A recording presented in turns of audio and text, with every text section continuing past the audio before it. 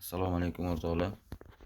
Bu video asosan shu hozirgi zamonaviy aqlli uylarni ta'mirlash bilan shug'ullanayotgan ustalarga aniqrog'i ustanovshikligi kerakli bo'lishi mumkin. Ko'rib turganinglar, datchik utechki vody, ya'ni suv agar oqib toshib ketadigan bo'lsa, signal beruvchi tizim. Wi-Fi internetga ulanadi. Mobilniy telefonning programmasi bor. O'sha programmaga signal keladi. Işte uyda suv toshgan. Men o'zim bunaqa ishlar bilan shug'ullanmayman. Meni ishim boshqa. Lekin menga zakaz keldi. Shunaqa ustanovshiklardan zakaz keldi. Muammo nimada bo'lgan? Muammo mana bu yoqda hozir 4 ta datchik, umuman olganda 11 ta datchik ulanar ekan. O'sha aynan shu sistema turadigan joyda muammosi shundaki, hamma datchikka mana bu yerda yashil sim minus bo'lsa, qizil sim plus bo'lsa, mana bu sariq simlar bo'ladi, signalniy simlar. Hamma signalniy sim mana bu o'rtadagi mana bu qurilma men yasaganman buni. Bu yo'q bo'lgan. Buni komplektida bu narsa yo'q. Hamma 11 ta datchik mana shuga bitta liniyaga ulanadigan bo'lgan. Ular qo'yib berishgan. Klient, endi ularning gapi bo'yicha klient kaprizniroq odam ekan. Klient aytganki, men qaysi datchikdan signal kelayotganini qayerdan bilaman degan. Menga shunaqa qilib beraylik, что men bilay qaysi xonada yoki qaysi joyda suv toshganini bilishim kerak degan. Bu sistemada esa bu narsa oldindan inobatga olinmagan. Ya'ni любой datchikdan signal kelsa, bu trevoga qilaveradi. Lekin qaysi datchikdan kelayotganini ma'lumotini bermas ekan. Menga shunaqa vazifa berishdi. To есть iltimos qilib kelishdi. Mana shu narsani iloji bormi, что bu qaysi datchikdan signal kelayotganini bilish kerak. Oddiy xatabada işte oddiy lampochka yonsa ham bo'ldi o'sha uy o'zida. Misol uchun 11 ta datchik bo'lsa, 11 ta lampochka turadi. Qaysi datchikdan kelayotgan bo'lsa, o'sha lampochka yonishi kerak deyishdi. Muammo aytganimda, shu hamma signalning kelayotgan sariq simlar bitta joyga ulangani uchun ajratib olish imkoni yo'q. Xo'p dedim,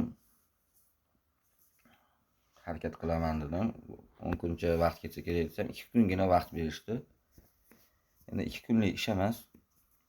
Конечно, yechimini 5 minutda topdim. Lekin buni yasab olishga keyin naladkasi bor, nastroykasi bor, tekshirish ispitaniyasi bor, sinash. Bu 2 kunda bo'ladigan narsa emas. Xo'p, mayli deb qo'ya qoldimda, hozir mana bugun уже 4-chi, 5-kun уже tayyor. Mana bu yerda esingizda bo'lsa, astronom blogerimiz fantastik qurilma Arduino haqida gapirgandilar. Men kommentariyaga yozdim. Ja fantastik emas, nima yaxshi narsa deb. Mana shu shunaqa Arduinodan 2 ta turibdi. Endi oddiy qilib aytganda 2 ta miya turibdi bu yerda. Har bitta kelayotgan datchik mana bu yerga ulanadi. 12 tagacha mumkin hozir. Keyin bundan уже bunga ketadi. Hozir ko'rsatib beraman qanaqa ishlashini. Endi mana bu to'rtburchak narsalar relaylar bo'lib, menga o'zlari aytishdi, relay qo'yib bersangiz yetadi deb. Relay qo'yilgandan keyin o'sha relayni buyog'iga o'zi любой narsa bo'lsa bo'ladi. Lampochka ham, motormi farqi yo'q, любой narsa bo'lsa bo'ladi. Xullas, mana bunaqa ishlaydi. Mana misol uchun birinchi datchik suvga tiqamiz. Mana aynan trevoga boshlandi. Aynan qaysi datchik tushgan bo'lsa suvga, o'sha lampa yondi hamda. Endi lampa bu slovniy. Tak relay srabotovat qildi. Relayga ulangan narsa ishladi-da. Misol uchun motor bo'lsa, motor ishlaydi. Lampochka bo'lsa, lampochka. Endi mana ikkinchi datchik tiqamiz. Yana bittasi.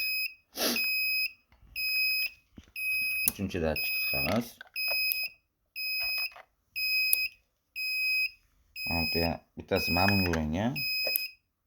Mana to'rtinchi datchik. Mana prosta suvdan chiqib qolayotganiga mana. Yana bitta olamiz. Hammasi ajragan.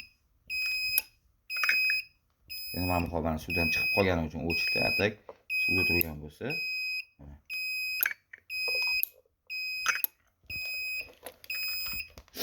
ya'ni sistema